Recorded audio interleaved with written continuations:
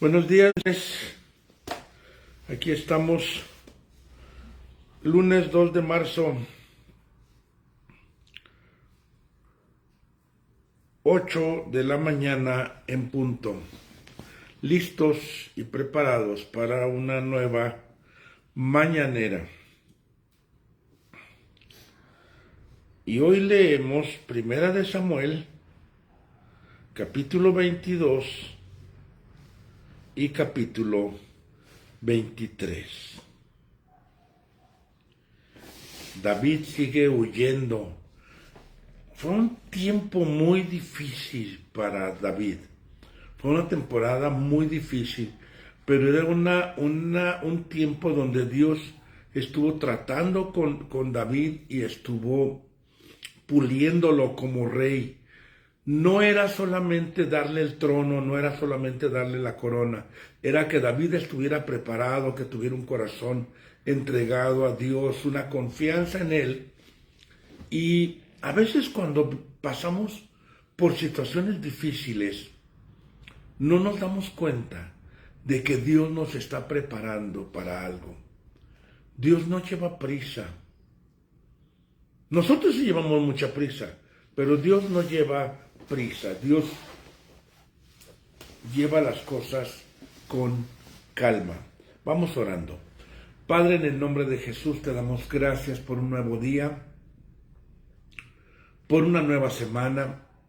No sabemos qué es lo que tú tienes para este día, pero te pedimos que nos lo muestres, que nos lo reveles, que nos enseñes cuál es el plan para esta semana, cuál es tu proyecto, cuál es tu propósito.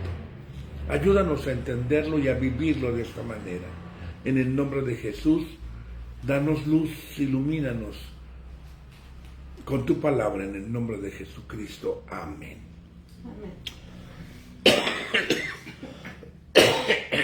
Y dice que, ya sabes, Saúl lo estaba persiguiendo. Saúl estaba persiguiendo a David. Entonces David se fue de allí y huyó a la cueva de Adulam. Dice que cuando sus hermanos y todos sus parientes, es decir, habla de la tribu de Judá, lo supieron, fueron a reunirse con él. Vamos a ver dos tipos de personas que se fueron a reunir con él. ¿Tres? Bueno, es que sus hermanos y sus parientes son los mismos. Ajá. Sus hermanos o los de la tribu de Judá, ¿quiénes eran? Los que sentían esa afinidad con David, los que sentían que eran parte del proyecto que Dios tenía con David. Ellos se sentían identificados con el proyecto. Y también se reunieron, dicen, los oprimidos y todos los que tenían deudas y todos los descontentos. O sea, los descontentos con el reinado de Saúl. Y David llegó a ser su capitán. Los que andaban con él eran como 400 hombres. Entonces vemos dos tipos de personas que se reúnen, que es básicamente lo que ocurre en las iglesias. Los amargados de espíritu, dice esta versión. Amargados de espíritu, sí, o sea, los que estaban conflictuados. Están dos tipos de personas que son los que se acercan a la iglesia. ¿Quiénes son? Aquellos que sienten afinidad a un proyecto, que sienten afinidad y que tienen esa misma visión, tienen esa misma idea, quieren ir al mismo lugar, quieren cumplir un propósito, que sienten afinidad con el líder o con el pastor o con el que está a cargo. Y también los que tienen carencias o necesidades y que van buscando ahí una solución o una ayuda o una forma de salir adelante de sus conflictos. Estos dos tipos de personas son los que conforman las iglesias. Y es muy bueno porque podríamos decir que van a estar los enfermos y los enfermeros. O sea, los que están conflictuados, que necesitan este apoyo y necesitan que vienen a recibir, digamos, pero están también los que no están conflictuados, que están sanos en su corazón. Aunque todos tenemos necesidad en cierto grado o en cierto nivel, pero hay quienes tienen mucho más necesidad. Y es bueno esos dos tipos de personas, porque de alguna forma los que no están tan conflictuados pues van a poder ser útiles, ser instrumentos, ser obreros. Y cuando ya el que estaba conflictuado sana, va a poder apoyar a los que vienen llegando, que llegan con conflictos y llegan con problemas. Y vemos que de allí, dice, David se dirigió a Mizpá, en Moab, y dijo al rey de Moab: te ruego que mi padre y mi madre se queden con ustedes hasta que yo sepa lo que Dios va a hacer conmigo. Aquí vamos a ver algo también interesante. 1. La responsabilidad de David hacia sus padres. Posiblemente ya sus padres estaban grandes, posiblemente sus hermanos no se hicieron responsables de sus padres, posiblemente se estaban enojados con David o algo, no sabemos exactamente qué pasó, pero lo que sí vemos que David, el más pequeño de la familia, fue el que toma la responsabilidad de sus padres.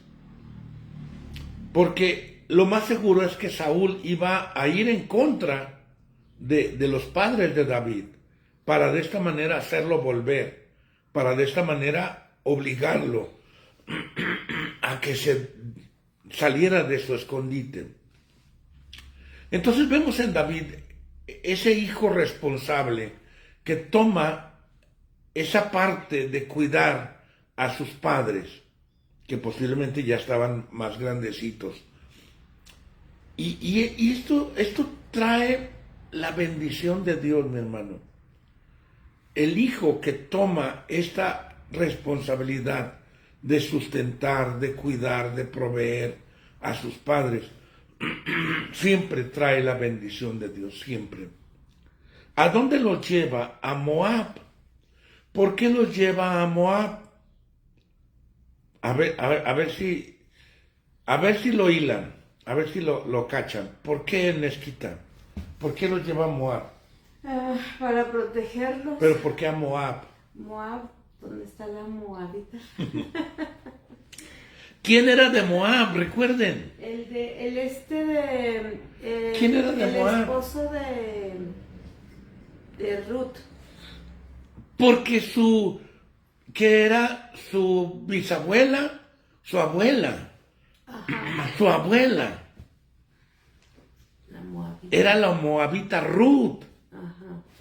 Entonces había cierto parentesco y cierta afinidad con el pueblo de Moab, porque Ruth, la moabita, era su abuela. Entonces, por eso es que David va a Moab y deja ahí a sus padres. Tenía cierta ligadura o cierto vínculo con los moabitas. Entonces, de allí, David llevó a sus padres ante el rey Moab, versículo 4, ellos vivieron con él todo el tiempo que David estuvo en la fortaleza. Entonces Gad, el profeta, Gad, fue una persona importante en la vida de David. Aconsejó a David: no te quedes en la fortaleza, en ese escondite que él tenía. Ponte en camino y vete a la región de Judá. Así pues David se fue y llegó al bosque de Eret. Y aquí ocurre algo muy, muy grave, que Saúl no terminaba de ponerle más clavos al ataúd. O sea, se iba hundiendo. Lo que comenzó como inseguridad, lo que comenzó como timidez, lo que comenzó como celos, y luego fue escalando a convertirse en temor, y luego fue escalando a convertirse en ansiedad, y luego se convirtió en paranoia. O sea, esa escalada que fue dando Saúl cada vez más en crisis, y ese problema, esa deficiencia emocional, se convirtió en una enfermedad y en una crisis emocional. Y esa crisis emocional se convirtió en una enfermedad mental. Y al final de cuentas fue su ruina. Porque te acuerdas cómo David había ido con Abimelech para pedirle pan y para pedirle una espada, y que le dio la espada de Goliat. Y que estaba ahí Doeg, un edomita. Y cuando Saúl estaba en Gibea, sentado bajo el tamarisco del santuario, con su lanza en la mano. O sea, otra vez su lanza en la mano. Estaba él todo el tiempo en modo ataque. En modo de amenaza. Todo el tiempo estaba en modo ataque. Y fíjate que son señales, mi hermano, porque mi mamá decía con la espada desenvainada. No sé si han escuchado esta frase.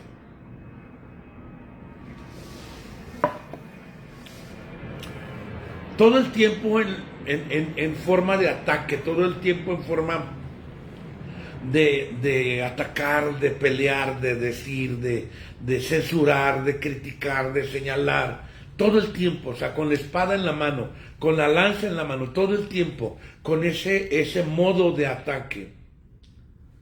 Cuando tienes que relajarte, sí hay tiempos donde tienes que atacar o tienes que defenderte o tienes que pelear, pero no puedes vivir en modo ataque todo el tiempo.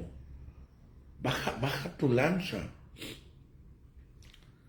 Y rodeado de sus oficiales, cuando se enteró de que David y sus hombres habían sido localizados, dijo a los oficiales: "Oh, hombres de Benjamín, escuche, ¿acaso creen?". Bueno, comienza a pelear y comienza a reclamarles: ¿por qué nadie me dice dónde está? ¿Por qué todos me lo ocultan? ¿Por qué todos?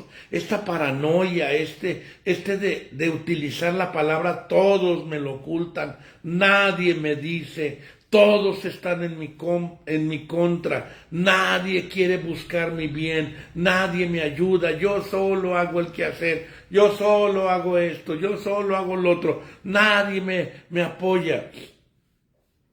Entonces Doeg el edomita, versículo 9, que se encontraba entre los oficiales de Saúl, respondió con esas palabras: yo vi al hijo de Jesé cuando fue a Nob para entrevistarse con Ahimelech, el hijo de Itub. Y Ahimelech consultó al Señor. Los mandó traer a los sacerdotes, 85 sacerdotes. Y dijo Ahimelech: pues es que es muy normal que lo envíes. ¿Quién es el siervo más fiel que tienes? Es el siervo más fiel que hay en el reino. Saúl se enojó tanto. Fíjate la respuesta de Ahimelech, versículo 15. ¿Acaso es la primera vez que consulto a Dios acerca de él? Nada de eso. O sea, por lo tanto, no haga su majestad ninguna acusación contra este servidor. Enseguida, versículo 17. El rey ordenó a su guardia personal: maten a los sacerdotes del Señor. Maten a los sacerdotes del Señor. También ellos están de parte de David. O sea, esto fue la locura total.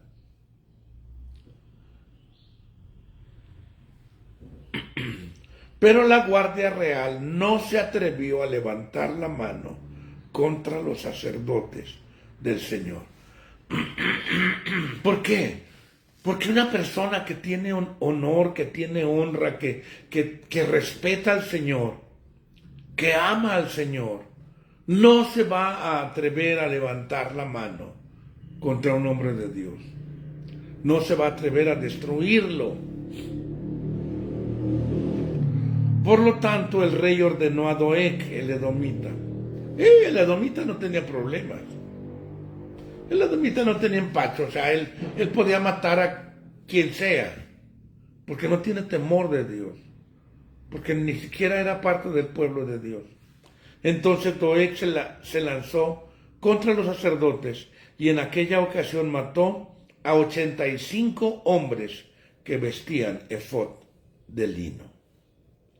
Luego entró, fíjate, a Nob, la ciudad de los sacerdotes, y a filo de espada mató hombres, mujeres, niños y hasta recién nacidos. También bueyes, asnos y ovejas. Solamente Abiatar, hijo de Ahimelech, logró escapar de la matanza. Y fue con David. Ya sabía yo que aquel día, que estando allí Doeg, sin duda se lo contaría a Saúl. Yo tengo la culpa, dijo David, tomando la responsabilidad, tomando la culpa. Todo esto era lo que hacía que David fuera diferente. Todo esto era lo que mostraba que David tenía un corazón que le agradaba a Dios. Cada situación que estás viviendo, cada parte que estás viviendo es un entrenamiento y también es un depurar tu corazón y es un pulirlo. Dios te está preparando para algo. No sigas el camino de Saúl, sigue el camino de David. Porque bueno, aquí también David, saludos a todos. David dice que también tenía miedo, pero a diferencia de Saúl, él consulta, él espera, él sí regula sus emociones, y aquí el miedo procesado de David se convierte en prudencia, pero el miedo no gestionado de Saúl pues se convierte en crueldad hacia los sacerdotes. Sí. Y fíjense que ocurrió algo después. Un día, versículo, ya estamos capítulo 23, versículo 1. Un día, los filisteos atacaron a la ciudad de Keilah y robaron el trigo recién trillado. Cuando le contaron esto a David, él fue y consultó al Señor y le dijo, ¿me permites? Aquí David, ese es bien bonito. Aquí David, ¿me permites ir a luchar contra esos filisteos? Y el Señor le respondió, sí, combátelos y libera a la ciudad de Keilah. Aquí quiero resaltar la palabra me permites. Me permites representa varias cosas. La primera es, no tengo derecho, pero quiero hacerlo. No tengo el papel de libertador, no tengo el título de libertador, pero quiero servir, quiero apoyar, quiero hacer algo. Porque el hombre de Dios, la mujer de Dios, no puede ver una necesidad y decir es que a mí no me toca. Porque yo si a mí no me toca, a mí no me corresponde. ¿Por qué no lo haces tú? ¿Por qué no lo hacen los demás? Es que ese no es mi ministerio. Es que eso no me corresponde a mí. Para David era un privilegio muy grande servir, apoyar. Y cuando él escucha cómo los filisteos se robaron el trigo recién trillado, o sea, todo el trabajo, todo el proceso de la siembra, de la preparación, del riego, de la cosecha, del trillado, todo el proceso había sido en vano y les robaban el producto ya terminado. Después de que los de Keilah habían hecho todo el proceso y todo el trabajo, venían al final y se robaban el producto. Y David se indigna y David dice, ¿cómo ¿cómo puede ser esto? Yo quiero ir. Pero no se levanta así como viejo loco a pelear contra los filisteos. Consulta al Señor. Y recuerda, ahí estaba con él el hijo de Ahimelech, que estaba el sacerdote. Y los hombres le dijeron a David, si estando aquí en Judá tenemos miedo, con más razón lo tendremos si vamos a Keilah a luchar contra el ejército filisteo. Entonces David prudentemente consultó de nuevo al Señor y dijo, bueno, a lo mejor me equivoqué, a lo mejor no es por ahí.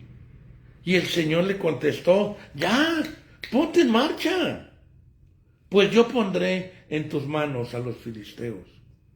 Y ya David, bien seguro, reafirmando lo que Dios ya le había dicho, le dice a los soldados, vámonos. Y David y sus hombres se pusieron en marcha hacia Keilah y lucharon contra los filisteos. Pero fíjate, después Saúl, me voy a brincar poquitos versículos para contarte esto. Después Saúl se da cuenta que David está en Keilah. Y va tras David. Estaba bien aferrado Saúl. Aferrado a agarrar a David. Pobre David, andaba a salto de mata, huyendo de un lado para otro. Y entonces, David pregunta a Dios, ahí viene por mí Saúl, Señor. ¿Los de Keilah me van a entregar? Los acababa de salvar. Les acababa de recuperar el trigo. Y aún así Dios le dice, sí te van a entregar. Sí te van a entregar. Porque tienes que recordar algo siempre que sirves. Siempre que sirves tienes que recordar algo. Que el ser humano es traidor, es malagradecido, es egoísta. Esa es la naturaleza caída del ser humano. Lógicamente no todos. No todos, pero debemos de estar preparados. Si no nos agradecen, recordar por qué lo hacemos. Y que mi fidelidad, esto es algo bien importante, no depende de la conducta de los demás. Yo sé lo que tengo que ser. Yo soy lo que soy. No por los que están a mi alrededor. Yo soy lo que soy porque tengo la identidad de Cristo. Y mi conducta no está condicionada a cómo se comportan los demás. Salud. Gracias. Otra vez salud. Gracias. Es que yo no era malo, yo era bueno, pero me hicieron malo. No es cierto. No es cierto, es el pretexto. El león es león en cualquier lugar. El elefante es elefante en cualquier lugar. El Hijo de Dios es Hijo de Dios en cualquier lugar. Y fíjate algo bien importante, que quizás lo hemos pasado por alto. Pero en este tiempo, en esta época, se creía así porque Dios lo había dicho así. Y Dios lo había dicho así porque aún no venía Cristo y aún no estaba el Espíritu Santo aquí en la tierra con nosotros. Se creía que únicamente podías adorar a Dios en el templo o en el tabernáculo, en este caso, porque aún todavía no había templo. En el tabernáculo, solamente en la tierra de Israel se podía adorar a Dios. No podían adorar a Dios en cualquier lugar, porque Dios no estaba, entre comillas, Dios no estaba allá afuera. Dios estaba, porque no estaba todavía la gracia de Dios para adorarlo en cualquier lugar. Por eso Jesús dice, la hora viene y ahora es, donde no va a ser ni en este monte ni en aquel. La hora viene donde vamos a poder adorar a Dios en cualquier lugar y cualquier persona. Entonces, cuando una persona estaba fuera del pueblo de Israel, estaba fuera del pueblo de Dios, lo que ocurría era que ellos estaban expuestos a la idolatría. Y era muy fácil caer en la idolatría porque decían, no puedo adorar a Dios, bueno, voy a adorar mientras a este ídolo, mientras estoy aquí, porque no puedo adorar a Dios. Ese era uno de los reclamos que le hacía David. Yo creo que fue el único reclamo que le hizo David a Saúl. Me expusiste a la idolatría. Me expusiste, o sea, me orillaste. Pero David nunca dobló su rodilla, ni sus labios adoraron a algo o a alguien que no fuera al Señor. Entonces, tu fidelidad no está condicionada y no puedes agarrar como pretexto de que es que no me valoran, es que no me apoyan, es que no me dan, es que me orillan y tú me orillaste a ser infiel. ¿Cuánta cosa decimos y agarramos como pretexto? David iba a ser entregado por los de Keilah a los que acababa de salvar. Que no nos sorprenda si no nos agradecen, que no nos sorprenda si no nos valoran, que no nos sorprenda si no nos dan las gracias. No pasa nada. Entonces David dice, el Señor le respondió en la última parte del 12, los entregarán. Entonces David y sus hombres, en el versículo 13, que eran alrededor de 600, ya era un buen número de personas, porque va creciendo el número, mi hermano. Mira, la iglesia es un organismo vivo.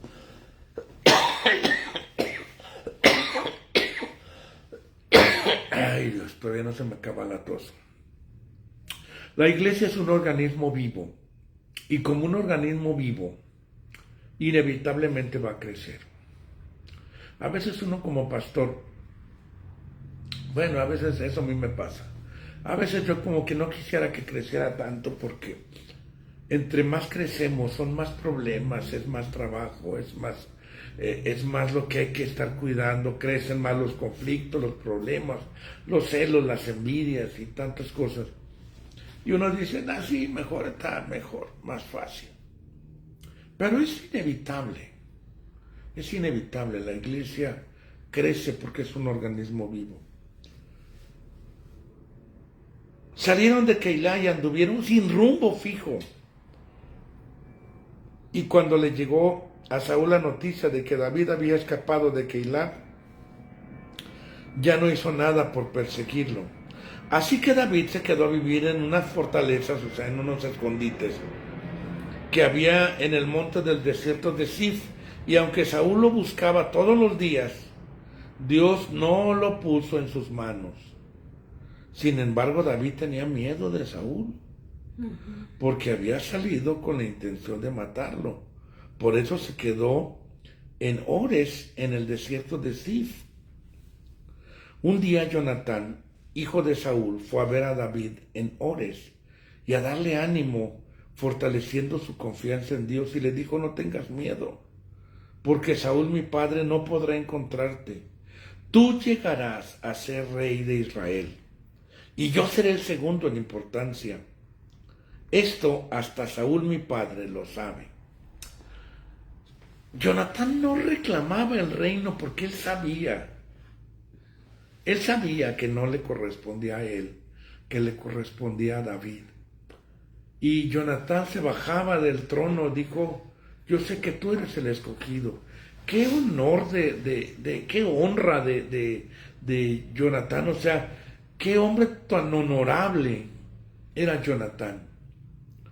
A veces exaltamos mucho a David, pero a veces el David no puede funcionar igual si no tiene un Jonatán.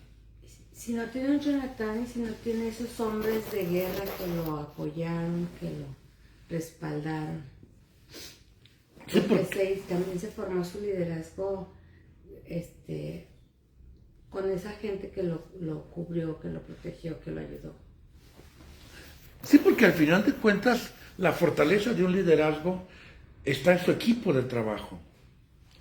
De verdad, el ministerio de su servidor no podría funcionar sin el apoyo tan valioso de mi esposa, de mis hijos, de Elita, de los del grupo de alabanza, de los maestros, de Ana, de Saúl, de todas esas personas que están alrededor mío, que me fortalecen, y a veces pues yo soy la cara, yo soy el rostro, o yo soy el que se ve, pero no es mi liderazgo o mi ministerio, es el ministerio de la iglesia, de la obra de Dios, de amigos de la palabra, de todos ustedes que hacen posible que todo esto funcione. De transmisión. De la transmisión, de los que ven la transmisión, incluso los que ven la transmisión pero no están, no van a la iglesia, que son parte de otra iglesia, como Andrés, de los que graban,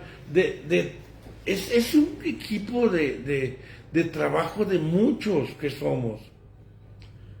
Y todo esto es lo que fortalece. Todo esto es lo que fortalece.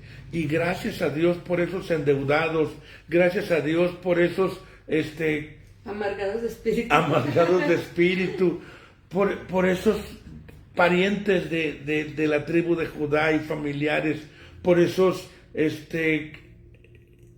Jonatán, por todos los, incluso por los de Keilah. Traidores. Sí, gracias a Dios por todos, porque todos hicieron y trabajaron para que David pudiera llegar al trono y para que Dios pudiera tener ese tiempo de excelencia en el reino, que fue la época dorada del pueblo de Israel. Nunca, ni en otro tiempo, ni ahora, ni nunca, tuvo un tiempo tan de oro como la época de David. Versículo 18. Entonces los dos hicieron un pacto otra vez y pusieron al Señor por testigo. Después Jonatán regresó a su casa y David se quedó en Ores. Pero los habitantes de Sí fueron a Gibea para hablar con Saúl y le dijeron: David está escondido en nuestro territorio. Sapos, diría mi esposa, chismosos, traidores, en unas fortalezas que hay en el monte de Aquilá, en Ores, al sur del desierto. Por lo tanto, cuando su majestad guste venir, hágalo, y nosotros se lo entregaremos. Que Dios bendiga, dijo Saúl, por haberse compadecido. Ay, cómo sufre el mártir de Tacubaya. Ahora les ruego que vayan. Hasta me imagino la vocecita de Saúl. Vayan y averigüen el lugar exacto, porque hasta eso que todo quiere peladito y en la boca. ¿Y quién lo ha visto allí? Porque me han dicho que él es muy astuto, abusado. Velen bien los ojos, dice. Y fíjense, fue Saúl a perseguirlo. Por un costado del monte avanzaba Saúl, versículo 26. ¡Ah, ya me pasé! 8:34. Yo bien emocionado, perdón. Bueno, ahí van, ya terminamos, ya es lo último.